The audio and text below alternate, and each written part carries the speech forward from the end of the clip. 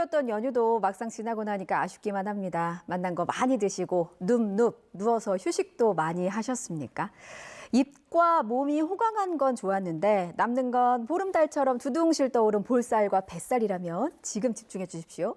연휴 기간에 확 찐 살 빠르고 건강하게 빼는 법 알아봅니다. 경희대병원 가정의학과 박정아 교수 연결돼 있습니다. 교수님 나와 계시죠? 네, 안녕하십니까. 경희대병원 박정아입니다. 예. 명절 지나고 출근하는 몸이 정말 천근만근이었습니다. 이게 명절 증후군인가 싶기도 하고, 명절 때 너무 많이 먹어서 그런가 싶기도 합니다. 달고 짜고 기름진 음식을 많이 먹을 수밖에 없는데, 그래서 명절 비만이라는 말이 생긴 건가요? 네, 맞습니다. 아무래도 명절에 드시는 음식들의 대부분이 탄수화물이 굉장히 많고, 그리고 기름에 튀긴 것도 많고, 일단 드시는 양 자체도 많습니다. 네. 그래서 열량이 높으니 체중이 증가할 수밖에 없고요. 거기에다가 추가로 생활 습관이 일시적으로 깨지는 것 역시 음. 비만을 조장할 수가 있습니다. 평상시에 술 안 드시고, 밥도 적당량 드시고, 운동도 열심히 하시는 분들이 명절에 고향에 돌아가시면은 술도 드시고 밥도 많이 드시고 운동도 안 하시거든요. 예. 그러한 것들도 전부 다 이제 비만에 큰 영향을 준다고 볼 수 있습니다. 저도 좀 안이해지긴 하더라고요. 바지도 고무줄 바지 위주로 입고. 명절이라 과식하게 되는 것도 있지만 혹시 입맛이 계속 도는 게 이게 계절 탓도 있습니까? 왜 그 천고마비라고 말도 살찌는 계절이라고 하잖아요.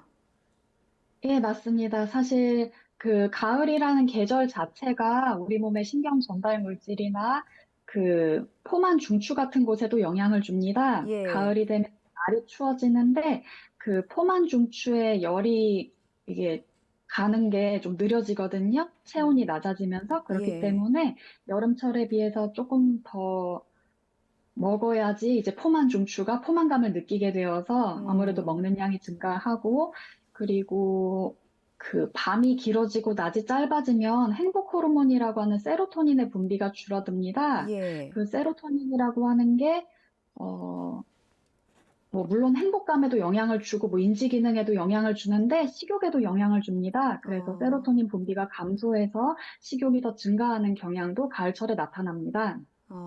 해를 더 많이 봐야 되겠다는 생각도 듭니다. 네, 그리고 예. 맞습니다. 희망적인 말씀이 있어서 이거 꼭 여쭤봐야겠어요. 단기간에 급하게 찐 살은 오랫동안 찐 살보다 더 빨리 뺄 수 있다라는 말이 있던데 이거 사실입니까? 예, 맞습니다. 어. 탄수화물을 많이 먹게 되는 경우에는 그 탄수화물이 다당류의 일종인 글리코겐이라고 하는 것으로 우리 근육이나 간에 저장이 되는데요. 예. 이것은 사실 좋은 에너지원이고 운동할 때 많이 금방 쓸 수 있는 에너지원이기도 합니다. 그래서 실제로 운동하시는 분들은 일부러 글리코겐을 많이 축적시키고 운동을 하는 경우도 있거든요. 음. 그 정도로 쓰기 좋은 에너지원이기 때문에 2주 내에 열심히 운동을 해가지고 글리코겐을 다 태워버리면 급하게 찐 살이 급하게 빠집니다. 물론 어. 2주가 아직은 지나면 늦지 않았다는 얘기네요, 교수님. 네, 맞습니다. 근데 2주가 지나면 글리코겐이 지방이 되니까요. 그 예. 전까지 빨리 태우시는 게 좋습니다. 골든타임은 2주의 중요성을 말씀해 주셨어요. 지금의 내 뱃살은 내 것이 아닐 수도 있다는 말이어서 너무나 희망적입니다. 네, 골든타임, 맞습니다. 예, 2주를 넘기게 되는 경우도 있잖아요. 골든타임 2주를 놓쳤을 때가 되면 그러면 살 빼기는 7배가 더 어려워진다. 이런 말도 있다고 합니다. 어떤 이유 때문일까요? 그 글리코겐에 비해서 지방이 같은 1kg이라고 하더라도 열량 저장률이 효율이 좋습니다. 예. 그래서 어, 지방 1kg가 글리코겐의 한 7, 8배 정도의 열량 효율을 가지거든요. 그래서 음, 그렇습니다. 그리고 글리코겐에 비해 지방은 정말 잘 저장되어 있는 에너지원이기 때문에 예. 7배 노력을 해야지 네, 우리 몸에서 빠져나갑니다. 2주 안에 어떻게든 살을 좀 빼야 되겠다는 생각이 듭니다. 전문가들이 말씀하시길 단기간에 최대 3kg 이상은 늘지 않게 조절했어야 한다. 이런 말씀을 또 하시더라고요. 그 기준이 이제 사람마다 체중 이 제각기 좀 찌잖아요. 왜 3kg이 기준입니까? 3kg가요. 네. 일단은 뭐 체중 관리해 보신 분들은 아시겠지만 하루에도 몇백 그램씩의 체중 변화는 자연적으로 있고 그 물을 많이 먹거나 음식을 많이 먹거나 굶는 경우에 최대 한 1, 2kg 정도까지는 자연적으로 변화가 있습니다. 근데 예. 3kg부터는 얘기가 약간 다릅니다. 저희가 정상 체중을 보통 60 정도로 대략적으로 잡는데 3kg이면 5%거든요. 예. 하루 사이에 5%의 체중이 확확 늘었다 줄었다 하는 것은 비정상적인 상황입니다. 그래서 3kg를 보통 기준으로 하는 것 같습니다. 그렇군요. 그렇다면 살을 어떻게 해야 빨리 그리고 잘 뺄 수 있을까? 이 부분이 핵심입니다.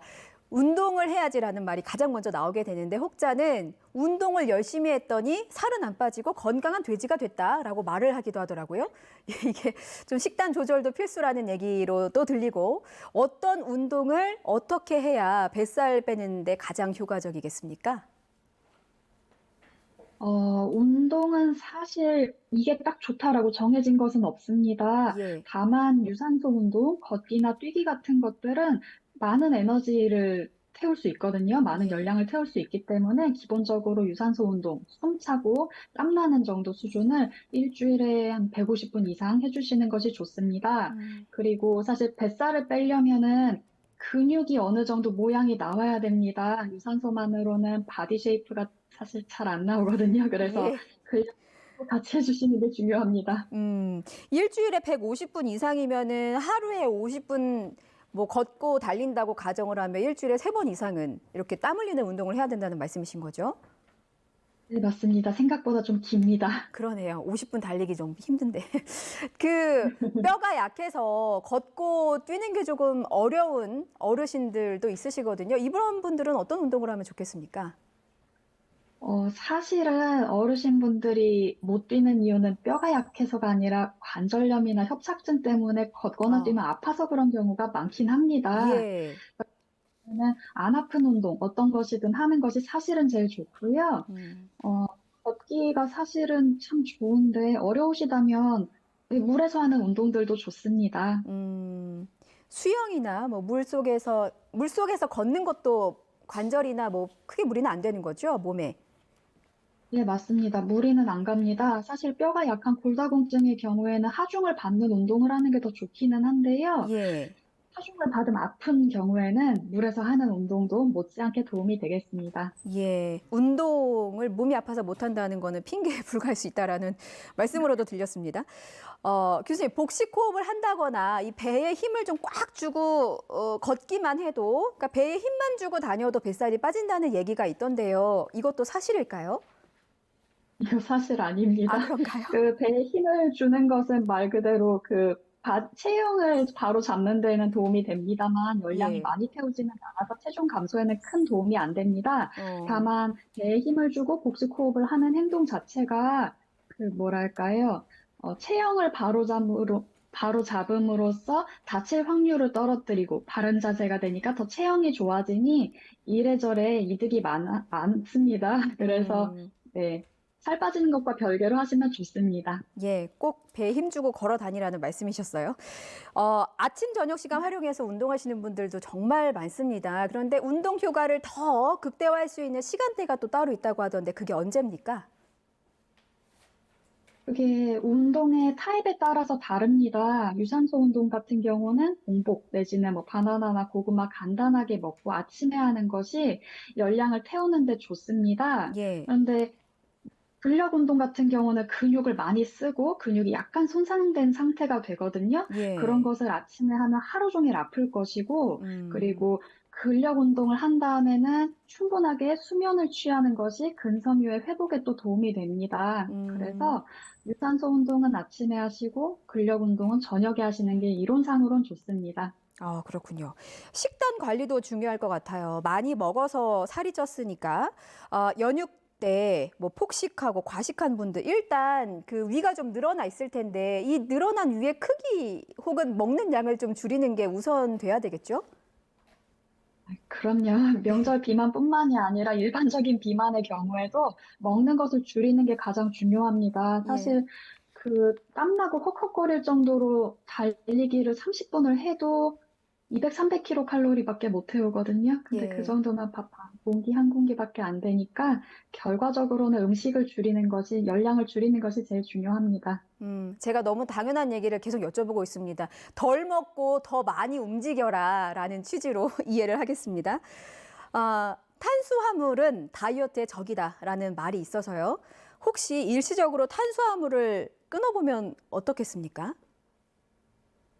그게 최근에 유행했던 것으로 알고 있기는 한데요. 예, 탄수화물을 끊는 것은 사실 필수 영양소를 그냥 막 끊고 오랫동안 유지를 하면은 영양 밸런스가 파괴되기 때문에 몸에 예, 좋지 않다고 저는 생각을 합니다. 사실 음, 탄수화물을 완전히 끊기도 힘듭니다. 여기저기에 당이나 녹말이 많이 들어 있어서요. 예, 그래서 뭔가 한 원푸드 다이어트, 뭐 한 가지만 먹거나 한 가지를 음. 끊어버리는 습관보다는 밸런스 좋은 영양, 이게 풍부한 음식을 저열량으로 적게 드시는 게 더 좋을 것 같습니다. 예, 채소 많이 먹으라고 하잖아요. 그런데 코끼리도 채식동물이잖아요. 채소를 많이 먹으라는 네. 게 어느 정도로 좀 섭취를 해야 건강에 좋은지요?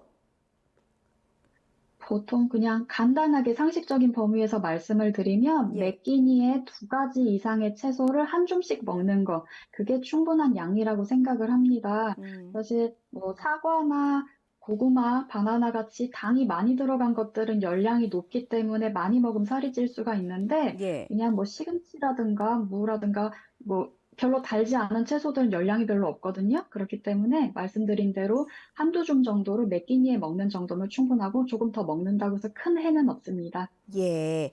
앞서 교수님께서 그 명절 증후군 그리고 뭐 명절 비만의 원인 중에 하나로 일상의 밸런스가 깨진 거를 짚어주셨거든요. 잠만 잘 자도 살이 빠진다고 하는데 밸런스를 어떻게 맞추는 게 좋겠습니까? 일상으로 잘 복귀하는 것도 중요해서요. 예, 사실 체중 조절에 수면이 굉장히 중요합니다. 많은 분들이 간과하고 있고 지키긴 어렵긴 하지만요. 그래서 예. 밤 10시 정도에 자고 하루 8시간 정도 끊이지 않고 쭉 자는 것이 체중 감소에 큰 도움이 되거든요. 그래서 명절에서 일상으로 돌아오신 후에는 그 밤늦게 핸드폰 같은 거 보지 마시고 예. 충분한 수면 시간을 가져주시면 체중 감량에 큰 도움이 되겠습니다. 예, 덜 먹고 잘 자고 더 많이 움직이고 그렇게 해서 2주 안에 바짝 찐살 한번 빼보겠습니다. 지금까지 경희대병원 가정의학과 박정아 교수였습니다. 교수님 잘 들었습니다. 네, 감사합니다.